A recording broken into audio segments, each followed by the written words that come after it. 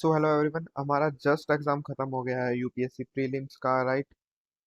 तो अब हम बात करते हैं कि हमारी जो है एग्जाम का रिव्यू कैसा रहा। एग्जाम का लेवल भाइयों, लास्ट अगर किसी एग्जाम में आपने रिसेंटली बैठे हैं ना, 2023 और 2024, अगर आपने प्रीलिम्स नहीं भी दिया है और अगर उनका पेपर सोल्व किया है तो आपको एग्जाम का लेवल पता चल गया होगा।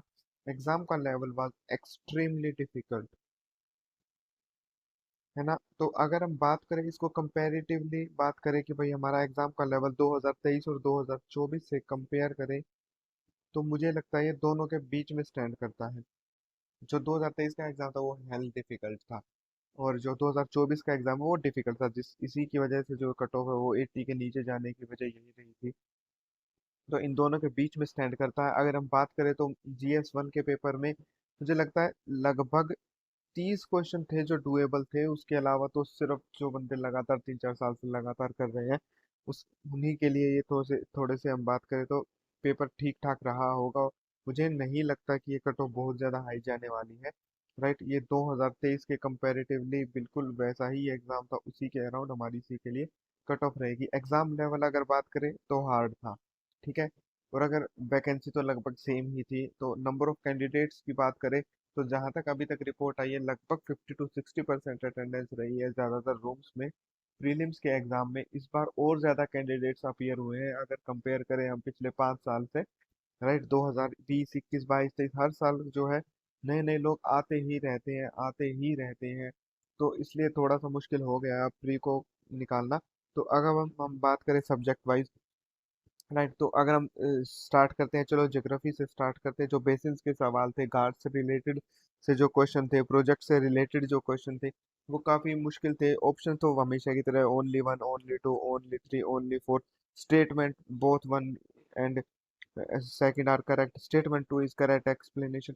मतलब लेवल भाई यूपीएससी लेवल ही था। अगर आप कैंडिडेट हैं अगर पीसीएस वगैरह के, तो आपके लिए तो थोड़ा सा बिल्कुल सिर दर्द हो गया होगा। एक तो गर्मी का मौसम ऐसा है, ऊपर से दिल्ली साइड थोड़ी बारिश भी हो रखी है, तो बहुत सारे फैक्टर्स अभी आपको इफेक्ट करने वाले हैं। वीडियो देखने के बाद आराम से शांति से बैठ जाइएगा, पानी वानी पीजिएगा, क्योंकि सी सेट एग्जाम निकालना बहुत ज़्यादा ज़रूरी हो जाता है यहाँ पे, क्योंकि इसकी कट ऑफ थोड़ी सी नीचे रहने वाली है। अगर आप वहाँ पे 33% स्कोर कर लेते हैं तो आपके लिए थोड़ा सा मुश्किल नहीं रहेगा, है ना।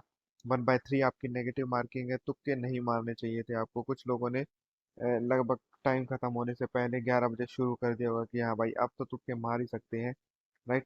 80 मार्क्स स्कोर आपको वहाँ करने थे, स्कोर करने हैं। अभी आपका सेकंड एग्जाम होगा। अब हम बात करते हैं अदर अदर सब्जेक्ट्स की, राइट। तो अब हम बात करते हैं भाइयों, चलो हमारे सब्जेक्ट वाइज, राइट।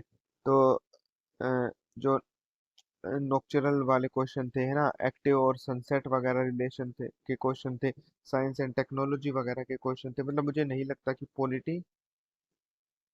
पॉलिटी से आप 2 से 3 क्वेश्चन बना पाए होंगे, मुझे लग रहा है हिस्ट्री से भी आप 2 से 3 क्वेश्चन ही बना पाए होंगे।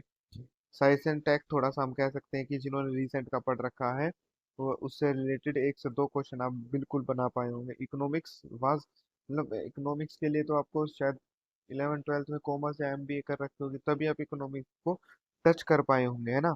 और साइंस की बात करें तो बायोलॉजी से रिलेटेड जो क्वेश्चन थे वो भी ठीक ठाक थे। आप एक क्वेश्चन वहां से निकाल सकते थे, करंट के क्वेश्चन आप निकाल सकते थे। करंट के मुझे लगता है कि जो पिछले 1 साल की करंट थी, अगर आपने रेगुलर पढ़ा होगा, एडिटोरियल भी पढ़ा होगा, तो भी आप वहां से निकाल लेंगे 2 से 3 क्वेश्चन। तो ये कुछ क्वेश्चन थे जो हमें लगता है कि इजी थे। 20 से 23 क्वेश्चन ये थोड़े से ऑन द सरफेस थे, मतलब वहां से आप निकाल सकते हैं ना।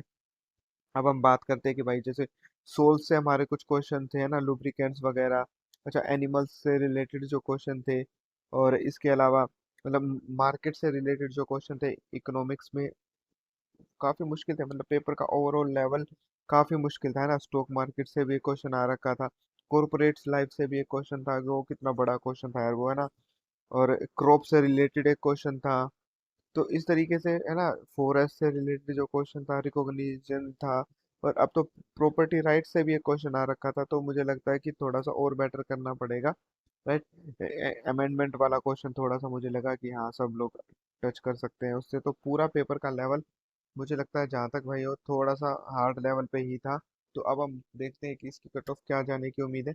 तो जिन लोगों का एग्जाम था भाई, लास्ट चीज मैं आपको बता दूं, पेपर का लेवल डिफिकल्ट था। कोई भी बंदा पेपर 2 दिए बिना घर मत जाना। अगर किसी को लग रहा है कि वो 60 से 70 के बीच भी रह सकते हैं, तो आप पेपर जरूर दे के जाना। अगर किसी को लग रहा है कि भाई 10 20 20 40 से नंबर ही आएंगे, तो आप जा सकते हैं। अदरवाइज मैं बोलूंगा कि भैया आप प्रिपेयर रहें। ऐसा मत कीजिएगा, क्योंकि हमेशा से हमने देखा है कि 30% लोग पेपर 1 दे के घर चले जाते हैं। आपको अगले साल फिर से देना है। अपने आप को मेंटली तैयार रखिए, अगले साल फिर से मुश्किल पेपर आएंगे आपके। थाली में बिल्कुल खाना परोस के नहीं दिया जाएगा। आप यूपीएससी अटेम्प्ट कर रहे हैं ना, कोर्ट से रिलेटेड जो क्वेश्चन थे, तो आपको थोड़ा सा मुश्किल रहेगा। So all the best everyone, right.